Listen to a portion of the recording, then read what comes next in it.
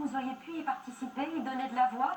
Vous qui vous inquiétez de la durée du confinement et de la privation de la liberté qui va avec, oui? D'abord, certainement pas. J'ai toujours dit que j'étais pour le confinement. Je l'applique scrupuleusement. D'ailleurs, je suis resté à Paris et je ne suis pas allé dans la maison de campagne de Normandie, malgré le désir que j'en avais. Non, non. Je pense que le confinement était une bonne décision. Alors, je ne rentre pas dans le détail des modalités, je ne suis pas expert, mais vous avez dit l'essentiel. Avec un taux de mortalité de 0,50%, on pouvait craindre entre 250 000, voire 500 000 morts. Aucun gouvernement démocratique ne peut accepter ça. Et d'ailleurs, aucun gouvernement ne l'a fait. Même les Suédois. Ils ne font pas le confinement, mais ils appellent les gens à télétravailler, ils appellent les gens à rester chez eux le plus possible, ils font la distanciation sociale, etc. Donc, vive le confinement, j'ai toujours dit qu'il fallait le respecter scrupuleusement. C'est la durée du confinement qui vous inquiète? Le seul moment où je me suis un peu énervé, c'est quand j'ai vu des médecins nous dire sentencieusement que pour les plus de 65 ou 70 ans, il n'était pas question de se déconfiner le 11 mai, il fallait rester chez soi pendant plusieurs semaines ou plusieurs mois. Ce qui m'agaçait en l'occurrence. C'est le diktat des médecins, c'est ça? C'est que je sache, si j'ai bien compris, mais je ne suis pas médecin, mais je ne crois pas que les vieux soient plus contagieux ou plus dangereux pour les autres que les jeunes. Non, c'est plus dangereux pour eux. Ils sont plus exposés. Mais alors, qu'on veuille m'enfermer pour mon bien, là je dis, attention quand même. Et c'est là où effectivement, j'ai osé le mot d'ordre sanitaire par référence à l'ordre moral. Il y a un moment où quand on prétend imposer sa vertu aux autres, la morale devient un contresens. Quand on prétend enfermer les gens pour protéger leur propre santé, là j'ai dit attention casse-cou. En revanche, je pense que le confinement était une bonne mesure et pour ce qui me concerne, je l'applique scrupuleusement. Alors je ne sais pas si vous étiez agacé, mais vous n'avez pas hésité à dire qu'il y avait plus grave que le Covid-19 dans le monde. C'est quand même une pandémie qui paralyse la moitié de l'humanité, hein. Près de 4 milliards de personnes. C'est inédit, sans précédent, mais malgré tout, vous pensez qu'on en fait trop? Alors, il y a plus grave, évidemment, dans le monde que le Covid-19.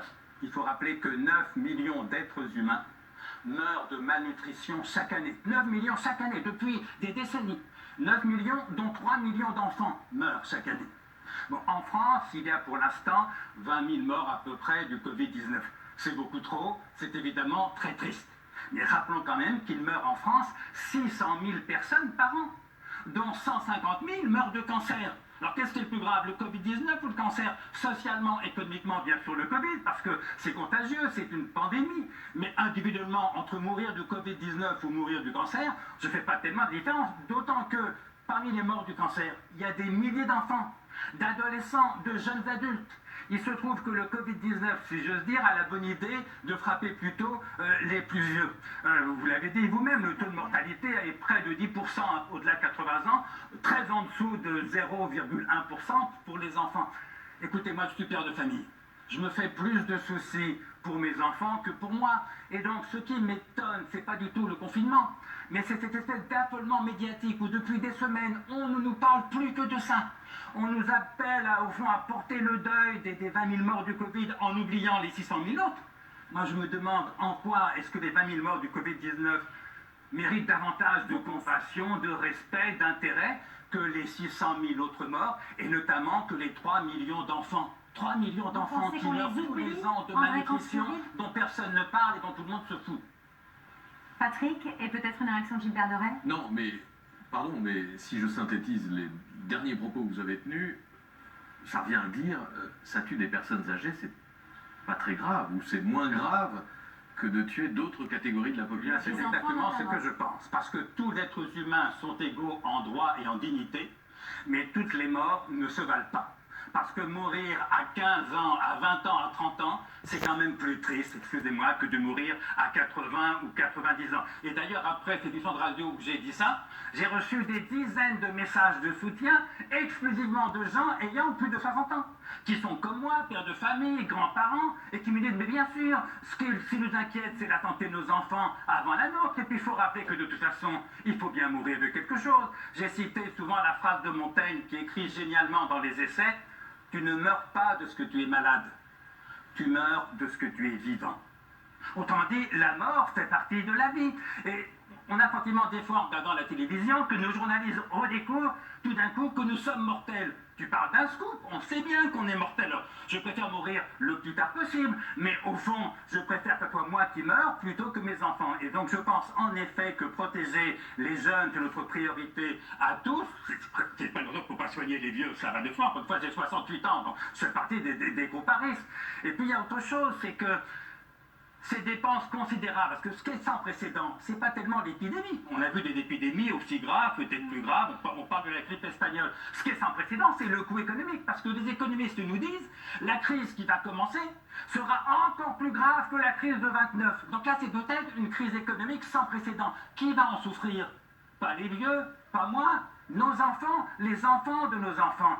Et donc c'est vrai que le père de famille que je suis, au fond, il a envie de pleurer. Quand on voit que le chômage qui commençait à régresser, va à tous les coups exploser, la dette publique, qu'on avait tellement de mal à contrôler, est en train de s'envoler. Qui va payer les 114 milliards? Mais les actifs, bien sûr, pas moi. La dette de la France qui s'envole, il faudra la rembourser. Qui la remboursera? Pas les vieux, les jeunes. Et bien ça me donne envie de pleurer. Ça ne veut pas dire qu'il ne fallait pas faire confinement. Ça ne veut pas dire qu'il ne faut pas faire la dette. Je pense que Macron a raison. D'ailleurs, j'ai voté pour lui, je revoterai pour lui. J'ai la plus grande admiration pour notre président de la République. Mais enfin, le père de famille que je suis a le droit de vous dire, quand je vois ce que nous préparons pour nos enfants, j'ai envie de pleurer. Les vies et les morts ne se valent pas, Gilbert Doré. Moi, je suis un peu comme une poupée russe en ce moment. C'est-à-dire que je suis la petite poupée du fond, là, c'est un médecin, puis autour, c'est un papa, et encore autour, c'est un grand-père, et encore autour, c'est un citoyen. Le médecin que je suis ne peut pas choisir une vie qui va peut-être être épargnée pour une vie que je vais épargner. Tout mon ADN médical est celui-là. C'est-à-dire que quand je suis confronté à la maladie, à une vie que je vais perdre, je la sauve. Et de l'âge, je m'en moque. Et d'ailleurs, depuis bien longtemps, je ne demande plus l'âge de mes patients. Et que vous ayez 60, 70, je connais votre âge, donc, ou 20, moi, en tant que médecin, je m'en moque. Je veux vous sauver. Et c'est exactement ce qui s'est passé avec Covid-19, où on a dit, on va faire passer la vie devant l'économie.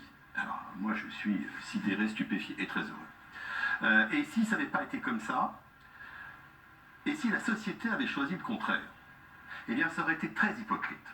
Pourquoi? Parce que finalement, si la société avait dit, comme Bolsonaro ou Trump, non, on va choisir l'économie, qui en bout de chaîne aurait choisi?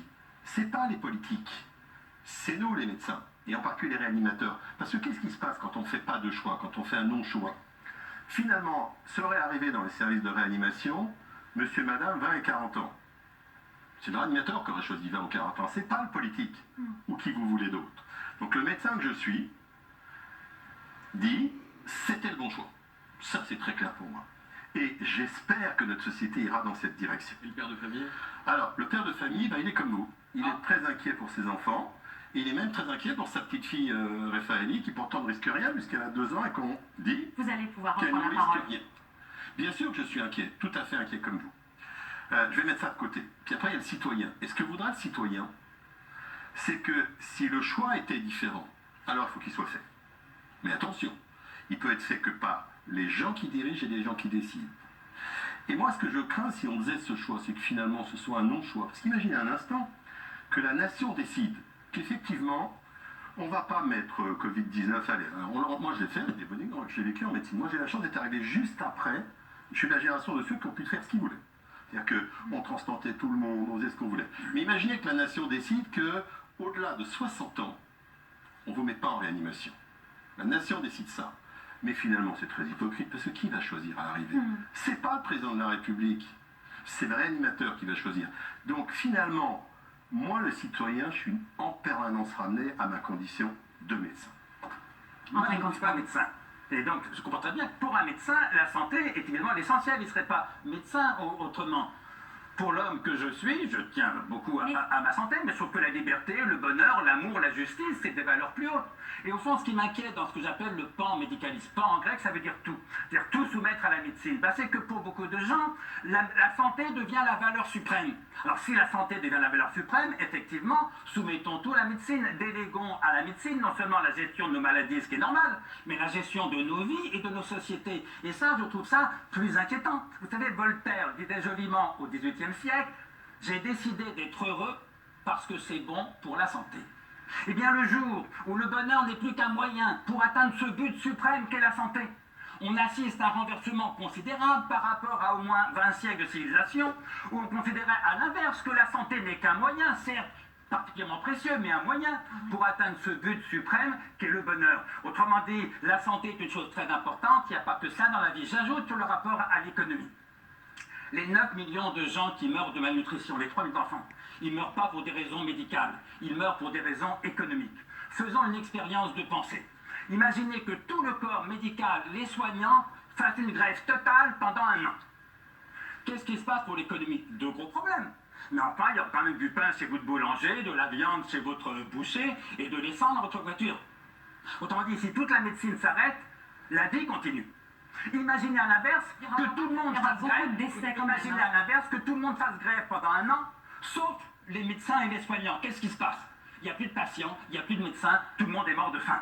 Autrement dit, arrêtons de dire la santé c'est formidable, l'économie c'est mal, c'est de l'argent, c'est pour les méchants. Il n'y a pas de santé sans économie. La médecine coûte cher, tant mieux c'est le programme médical. Ne rêvons pas d'une bonne médecine avec une mauvaise économie. Pourquoi faudrait-il choisir entre la santé et l'économie? Il ne faut pas choisir, il faut les deux précisément, simplement. Ça veut dire qu'on ne peut pas privilégier que la santé. Parce qu'encore une fois, la santé a besoin d'une bonne économie. On n'aura pas une bonne médecine avec une économie qui s'effondre. Tout le monde veut augmenter les dépenses de santé. Je suis pour comme tout le monde. Mais comment allons-nous faire si l'économie s'effondre? Là, c'est une pure illusion.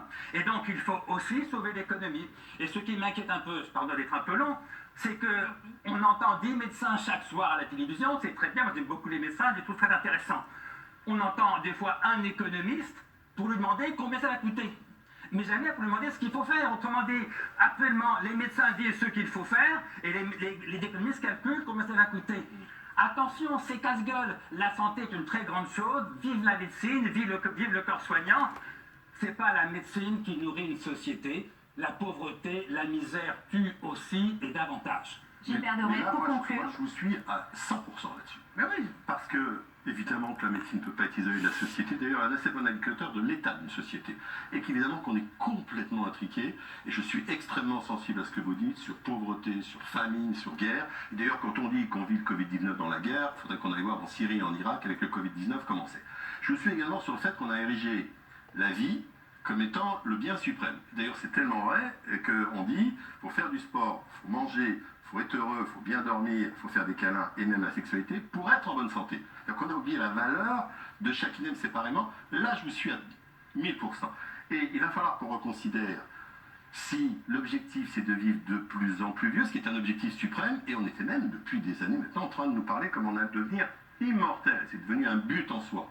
Tout cela doit être reconsidéré.